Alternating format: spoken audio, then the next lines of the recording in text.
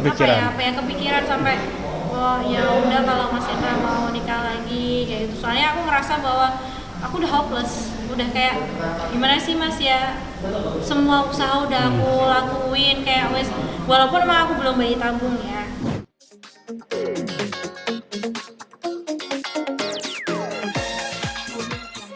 PSBB pertama seberapa sih?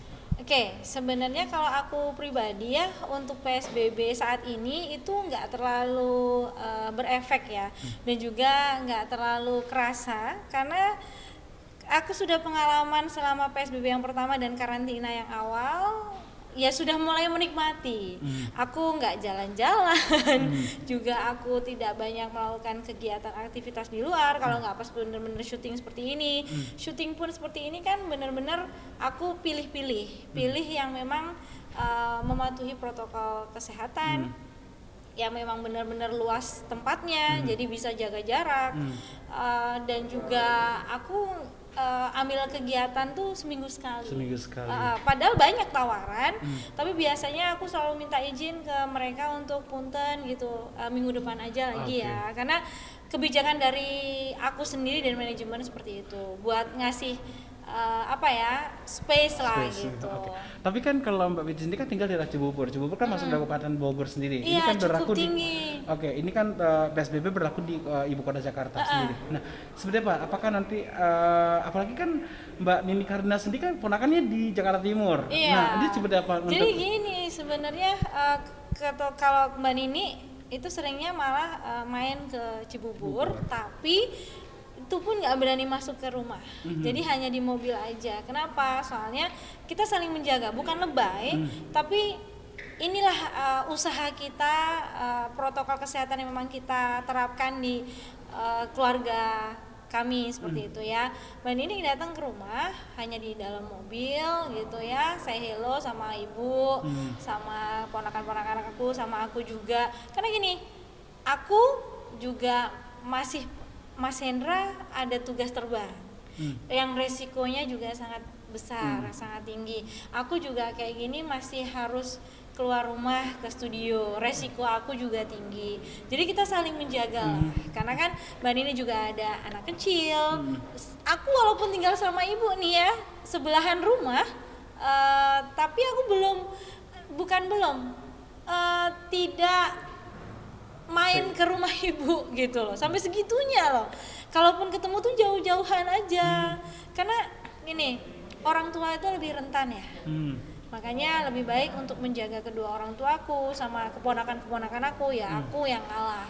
Oke, tapi setuju nggak dengan adanya PSBB kembali Mbak? Atau sedikit, kan ada beberapa pro dan kontra nih dengan kebijakan dari Pak Gubernur sendiri. Memang gini ya, sekarang itu yang diutamakan adalah kesehatan atau ekonomi.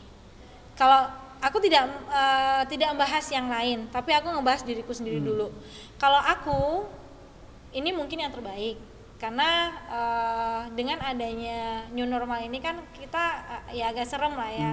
Justru malah tren grafiknya semakin tinggi. Ya aku sebagai orang biasa, ibu rumah tangga biasa, yang memang sangat parno dengan hal seperti itu, ya aku dengan adanya PSBB ya aku menerima dengan positif.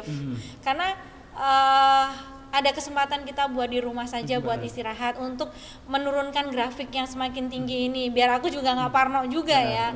Tapi buat teman-teman di luar sana yang memang harus menjalankan kegiatan usahanya, perkantorannya, ini memang sangat terganggu. Tapi sekarang kita harus milih yang mana, kesehatan atau ekonomi. Dalam artian kalau memang mau tetap ekonomi berjalan, ya tetap dengan batasan-batasan yang diberikan, yang diberlakukan oleh pemerintah DKI, protokol kesehatan dan kebersihannya harus tetap dijalankan.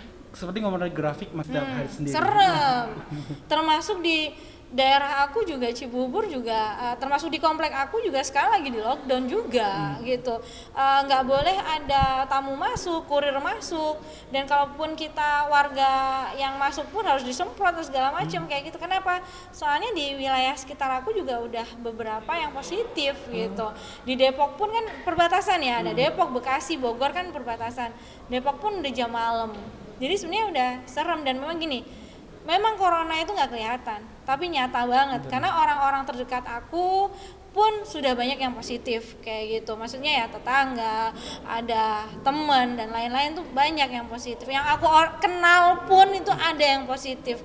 Walaupun tidak ada gejala, tapi itu bisa menularkan ke yang lain yang punya imunitas yang rendah. Oke, untuk yang SPPS2 ini kan nggak terlalu apa ya, dulu kan paling nggak langsung beli ini kalau sekarang kan nggak terlalu. Iya, atau Indonesia tuh udah termasuk tipikal orang udah peduli amat atau gimana sih?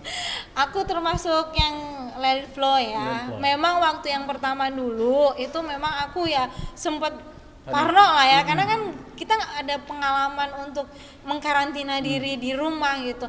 Bahkan badan aku pun waktu itu, pikiran aku pun juga masih belum beradaptasi. Giliran sekarang udah beradaptasi ya, alhamdulillah flow. Ya udah di rumah aja. Keinginan untuk liburan ya udahlah ditekan dulu kayak gitu. Isi dengan hal yang positif yang lainnya, palingan gitu. Mbak, boleh sedikit Mbak, maaf Mbak, kabarnya ada omongan dari Mbak bahwasanya nanti untuk suami boleh beristri 2, itu benar gak sih Mbak? Iya, jadi waktu itu akhir tahun kemarin mental aku bener-bener lagi down gitu. Ya sebenarnya sih waktu itu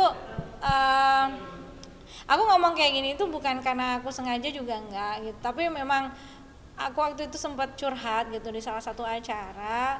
Ya perjuangan aku untuk mendapatkan momongan itu udah sangat ya berat lah gitu, walaupun aku nggak pernah ngelihatin di medsos aku nggak pernah keluar tapi ya karena aku ngerasa bahwa itu privacy juga buat aku ya, sampai akhirnya aku tuh kemarin benar-benar mentalku down banget karena ya banyak lah yang aku pikirkan, ya tekanan dari semua pihak ya. Cuma setelah kesini-sini aku udah bisa memberikan pengertian terutama kepada keluarga gitu, akhirnya ya aku bisa kembali mentalku naik lagi. Ya waktu itu aku sempat sampai kepikiran sampai ya udah kalau Mas Hendra mau nikah lagi kayak gitu. Soalnya aku ngerasa bahwa aku udah hopeless, udah kayak gimana sih Mas ya, semua usaha udah aku lakuin kayak walaupun emang aku belum bayi tabung ya. Karena kalau untuk melakukan bayi tabung itu kan harus dapat persetujuan dari keluarga besar.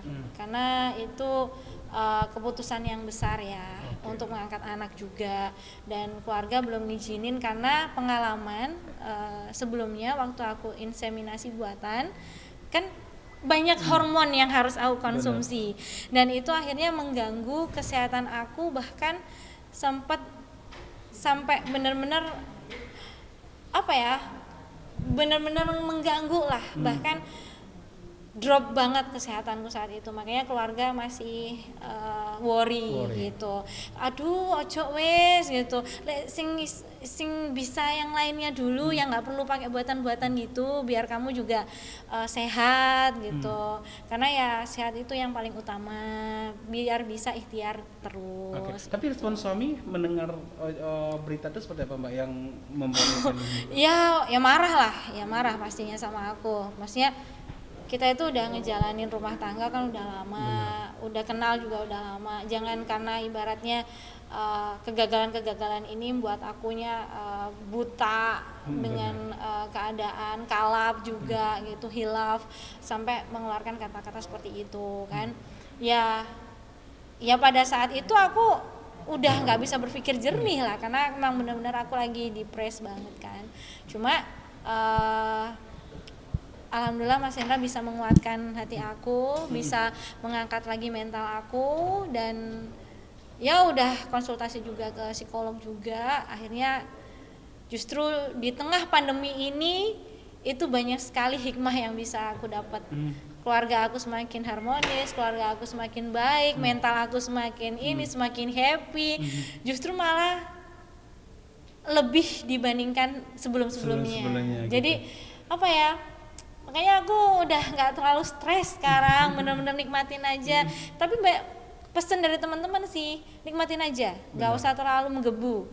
Kamu happy aja, let it flow. Siapa tahu nanti kamu ketika sudah nggak mikir momongan itu malah dapet gitu. Amin. Tapi abang sendiri mungkin sempat ngomong bayi tabung. Nah abang sendiri pernah ada omongan nggak, kemungkinan ada. Tapi justru malah salah satunya Mas Hendra sih yang keberatan. Karena kan yang waktu itu ngerawat aku ya, waktu aku gagal inseminasi sampai akhirnya aku ada bermasalah dengan kesehatan, itu yang ngerawat aku bener-bener di samping aku terus tuh Mas Hendra.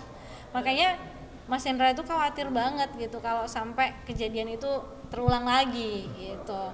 Karena aku kan sedikit ada alergi lah gitu dengan hormon-hormon buatan. Oke, tapi setelah pasca kejadian tersebut katanya Mbak makin hopeless lah, makin bahagia dengan keadaan seperti ini, lebih harmonis sendiri gitu. Selain dari hikmah terbesar sendiri, dari keluarga sendiri apa sih dukungan untuk motivasi Mbak? Iya, biar tetap alhamdulillah setelah aku berikan pengertian, penjelasan keadaan aku tuh seperti apa. Alhamdulillah sekarang udah lebih menerima ya, lebih menerima, nggak membahas lagi, berusaha tidak membahas mungkin ya, karena untuk menjagain mental aku juga mungkin. Tapi itu pun sudah merupakan support terbesar. Karena tidak bahas tuh bukannya tidak ingin, tapi apa ya, di saat seperti ini aku adalah ceritain yang happy aja deh, benar. Gitu loh. Jadi alhamdulillah keluarga juga udah semakin paham, terus juga lingkungan aku juga dan Mas Hendra terutama. Apa perubahan dari abang sendiri, Mas Hendra sendiri setelah? Wow, banyak ya, banyak banget sih, banyak banget. Kayaknya itu hikmah pandemi ini mengubah sifat juga ya. Lebih care, aduh bener-bener luar biasa lah.